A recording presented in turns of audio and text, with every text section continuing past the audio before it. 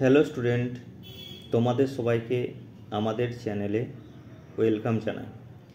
আজ আমরা third summit exam অর্থাৎ ফাইনাল এক্সামের জন্য অষ্টম শ্রেণীর রায়মার্টিন প্রশ্ন বিচিত্রা 2022-এর একটা পেজ জিওগ্রাফি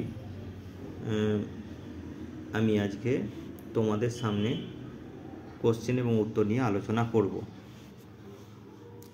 প্রথম যে মডেল কোশ্চেন পেপারটা রয়েছে 1 নম্বর হিন্দু স্কুলের, এখানে আমরা দেখব প্রথম যে কোশ্চেনটা রয়েছে সেটা হচ্ছে অ্যাস্থনোস্ফিয়ারের অবস্থান করে। অ্যাস্থনোস্ফিয়ারটা অবস্থান করে কোথায় না? অ্যাস্থনোস্ফিয়ার অবস্থান করবে গুরুমণ্ডলের ঊর্ধ্বস্তর।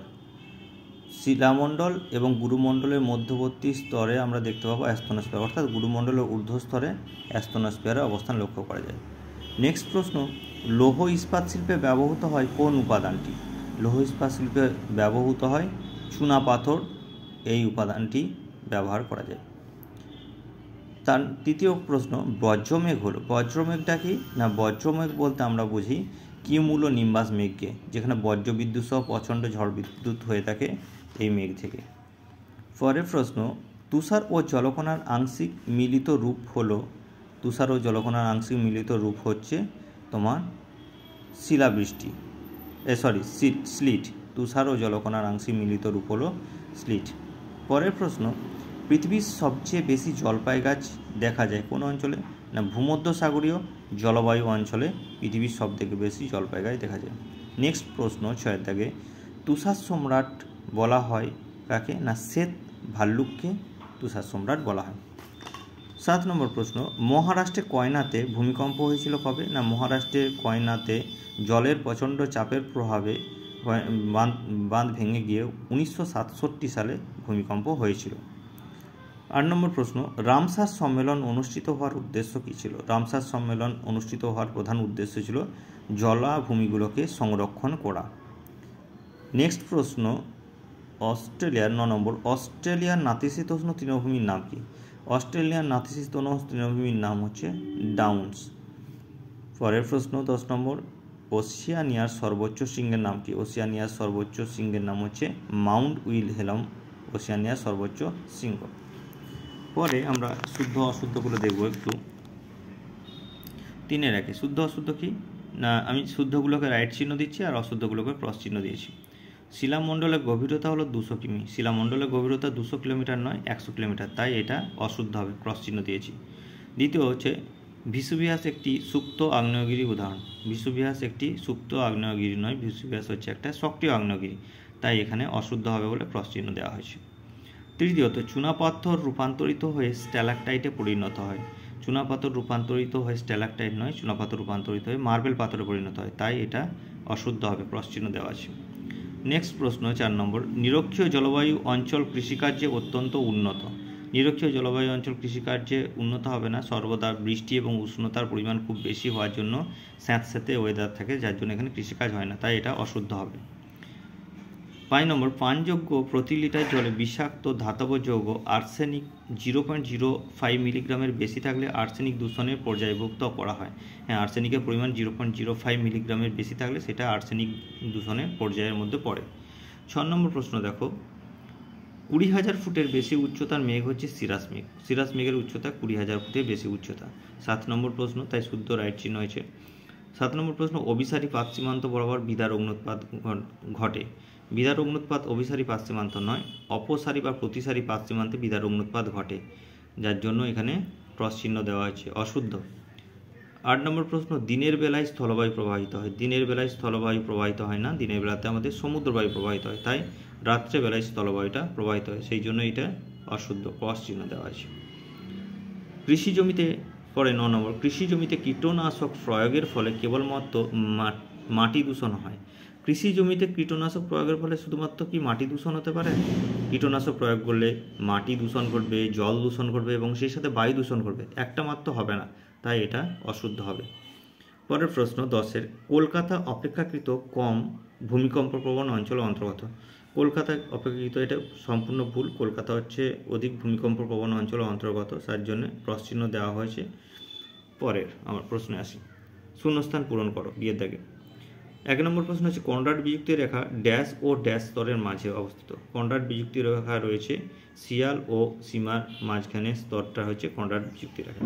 নেক্সট প্রশ্ন 2 দাগে, প্রশান্ত মহাসাগরীয় আগ্নেয় বলয়ে কত শতাংশ ভূমিকম্প হয়? প্রশান্ত মহাসাগরীয় আগ্নেয় বলয়ে 70% ভূমিকম্প হয়। 20% ভূমিকম্প হয় মধ্য মহাদেশীয় আগ্নেয় বলয়ে, এটুকু মনে রাখবে এখানে। 3য় প্রশ্ন, ডোলেরাইট কোন শ্রেণীর আগ্নেয় শিলা? ডোলেরাইট হচ্ছে একটা উপপাতালিক শ্রেণীর আগ্নেয় শিলা। পরের প্রশ্ন, নিউজিল্যান্ডের বিখ্যাত সমভূমিটির নাম কি? নিউজিল্যান্ডের বিখ্যাত সমভূমিটির নাম হচ্ছে ক্যান্টারবেরি। ক্যান্টারবেরি সমভূমি নিউজিল্যান্ডের বিখ্যাত সমভূমি। পরের প্রশ্ন 5 নম্বর, স্যামোয়েদ অধিবাসীদের অবস্থান কোথায় লক্ষ্য করা যায়? স্যামোয়েদ অধিবাসীদের অবস্থান লক্ষ্য করা যায় ইউরেশিয়া সাইবেরিয়াতে। স্যামোয়েদ অধিবাসীদের অবস্থান লক্ষ্য করা যায়। এরপর রয়েছে সি এর দাগে বাম দিক ও ডান দিকে মেলানো। 1 নম্বর দিয়েছে ব্যাসল্ট। ব্যাসল্টের সাথে ডান দিকে কোনটা সংযুক্ত রয়েছে? না, ব্যাসল্টের সঙ্গে আগ্নেয় শিলা সম্পর্ক রয়েছে, তাহলে ব্যাসল্ট হচ্ছে একটা আগ্নেয় শিলা, তাই এটা 1 নম্বর হবে সি এর দাগটা। ডোলড্রাম, ডোলড্রাম কোথায়? না, ডোলড্রাম আমরা দেখতে পাই নিরক্ষীয় অঞ্চলে, যেটা শান্ত বলয় নামে পরিচিত, তাহলে 2-এরটা হবে এরটা। তৃতীয়ত হচ্ছে আয়ন বায়ু। আয়ন বায়ু হচ্ছে কি না, আয়ন বায়ু হচ্ছে একটা নির্দিষ্ট পথ ধরে প্রবাহিত হয়, তাই আয়ন বায়ুকে বলা হয় নিয়ত বায়ু, তাহলে ডিএটা হচ্ছে 30 সঙ্গে যুক্ত। 4টা অল্টোকিউমুলাস মেঘ। অল্টোকিউমুলাস যে মেঘটা রয়েছে, ওই অল্টোকিউমুলাস মেঘ হচ্ছে একটা মাঝারি উচ্চতার মেঘ, মানে ইয়ের দাগে হবে এটা মাঝারি উচ্চতার মেঘ। 5 প্রশ্ন, নিফে। নিফে কাকে বলা হয়? কেন্দ্রমণ্ডলকে নিফে বলা হয়, কারণ কেন্দ্রমণ্ডল লোহা এবং নিকেল দ্বারা গঠিত, তাই কেন্দ্রমণ্ডল আর এক নাম নিফে, তাই বিয়েরটা অ্যান্সার হবে। এরপর আমরা আসি 4 দাগে প্রশ্ন। 4 দাগে 1 নম্বর প্রশ্নটা কি না, কেন্দ্রমণ্ডল উপাদানগুলো কী কী? কেন্দ্রমণ্ডল উপাদান হচ্ছে নিকেল, লোহা, এই উপাদানগুলি মেন লক্ষ্য করা যায় কেন্দ্রমণ্ডলেতে। পরের প্রশ্ন, ছায়া বলয় কাকে বলে? ছায়া বলয় আমরা রায়মার্টিনের পেজ 62 নম্বর আমরা দেখতে পাবো। ছায়া বলয় জিনিসটা কি না, কোনো ভূমিকম্পের উপকেন্দ্র থেকে 104 থেকে 143 ডিগ্রি কৌণিক দূরত্বের মধ্যে, 104 থেকে 143 ডিগ্রি কৌণিক দূরত্বের মধ্যে ভূমিকম্পের যে দুটো তরঙ্গ পি এবং এস, এই দুটো তরঙ্গকে কিন্তু আমরা কি করব না, এই দুটো ভূমিকম্পের তরঙ্গকে দেখতে পাবো না, দেখতে কোনোভাবেই পাওয়া যাবে না।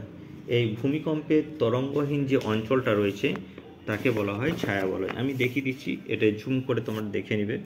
এখানে রয়েছে ছায়া বলয়,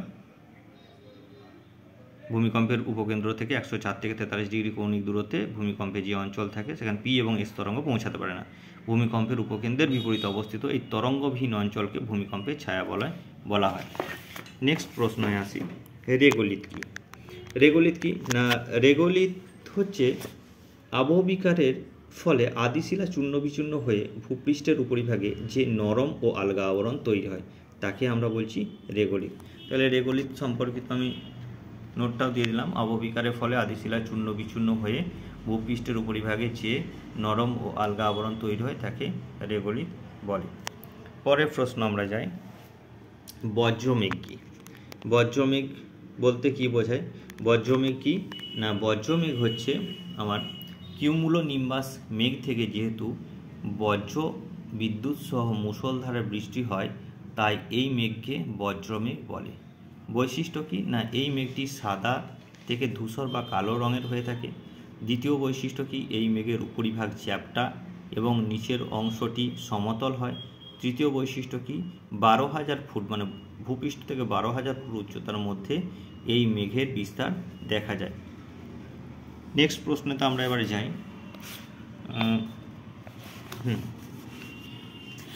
পাশের থেকে প্রশ্ন কি দিয়েছে? প্রথমত দিয়েছে ভূমধ্যসাগরীয় জলবায়ু অঞ্চলে জলবায়ুর বৈশিষ্ট্য। ভূমধ্যসাগরীয় জলবায়ু অঞ্চলে জলবায়ুর যে বৈশিষ্ট্যটা সেটা আমি লিখেছি, দেখো তোমার ভূমধ্যসাগরীয় জলবায়ু অঞ্চলে আমরা যেটা দেখতে পাবো সেটা কি না, এই অঞ্চলে শীতকালে পশ্চিমা বায়ুর প্রভাবে বৃষ্টি হয় এবং গ্রীষ্মকালটি শুষ্ক হয়। বিয়ে কি দিয়েছি না, এখানে সারা বছর সমভাবাপন্ন জলবায়ু দেখা যায়। তৃতীয়ত কি না, গড় উষ্ণতা থাকে প্রায় 21 থেকে 27 ডিগ্রি সেন্টিগ্রেড এবং শীতে গড় উষ্ণতা থাকে 5 ডিগ্রি সেন্টিগ্রেড থেকে 10 ডিগ্রি সেন্টিগ্রেড। দিয়ে কি না এখানে শীতকালে বায়ুতে নিম্নচাপ এবং গ্রীষ্মকালে বায়ুতে উচ্চচাপ দেখা যায়। দেখি না এখানকার বার্ষিক বৃষ্টিপাতের পরিমাণ প্রায় 25 থেকে 100 সেমি হয়ে থাকে। এই বৃষ্টির সবটাই কিন্তু শীতকালে হয়ে থাকে বেশিরভাগটাই। এফে গিয়ে দিয়েছি না এখানে সাধারণত তুষারপাত হয় না, তবে ক্যালিফোর্নিয়ার মধ্যভাগে হালকা তুষারপাত হতে দেখা যায়। নেক্সট প্রশ্ন, পরিবেশের অবনমনে মনুষ্য সৃষ্ট দুটো কারণ।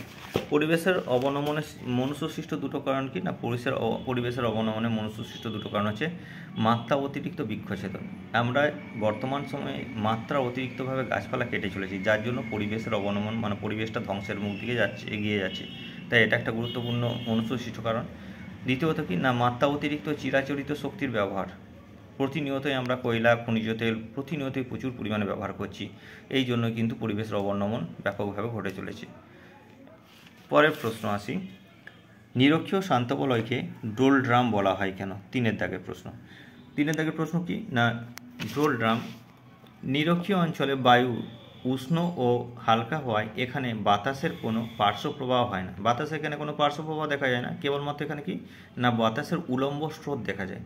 তাই বায়ুমণ্ডল সর্বদা শান্তভাব লক্ষ্য করা যায় এখানে, সেই জন্য নিরক্ষীয় শান্ত বলয়কে ডোল ড্রাম বলা হয়ে থাকে। নেক্সট প্রশ্নে আসি আমরা যে মারে ডার্লিং অববাহিকা কৃষির উন্নতির কারণ কি? মারে ডার্লিং অববাহিকার কৃষির যে উন্নতির কারণ সেটা কি না মারে ডার্লিং অববাহিকার কৃষির যে উন্নতির কারণ সেখানে আমরা দেখতে পাচ্ছি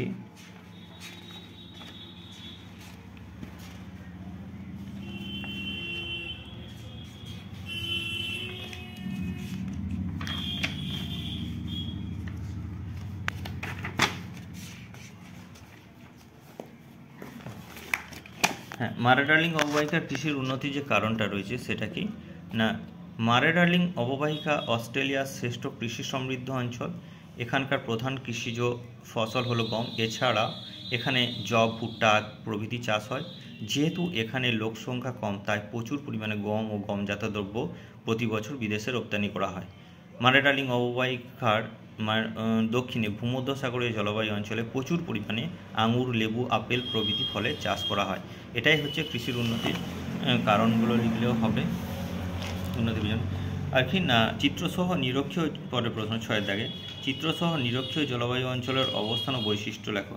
চিত্রসহ নিরক্ষীয় জলবায়ুর অবস্থান বৈশিষ্ট্য হচ্ছে রায়মার্টিন যে প্রশ্নবিচিতা রয়েছে তার 177 পাতাতে আমরা দেখতে পাবো কি না তার 177 পাতায় 3 নম্বরের অংশটা আমরা দেখব। এখানে আমাদের রয়েছে কি না দেখে নেবে তোমরা, নিরক্ষীয় জলবায়ু অঞ্চলে অবস্থান, বৈশিষ্ট্য এবং ছবি দেওয়া রয়েছে। প্রথমত পরের প্রশ্নতে আমি আসি, বিশ্ব উষ্ণায়ন এর প্রভাব আলোচনা করুন। বিশ্ব উষ্ণায়নের প্রভাবটা আমরা কোথায় পাবো না রায়মার্টিন যে প্রশ্নবিচিত্রা রয়েছে সহায়িকাটা সেখানে 218 নম্বর পাতা 218 নম্বর পাতা 9 দাগে 218 নম্বর পাতা 9 দাগে। তাহলে 218 নম্বর পাতা 9 দাগে যে রয়েছে বিশ্ব উষ্ণায়নে কি এবং এর প্রভাব এগুলো রয়েছে, তোমরা জুম করে দেখে নিও।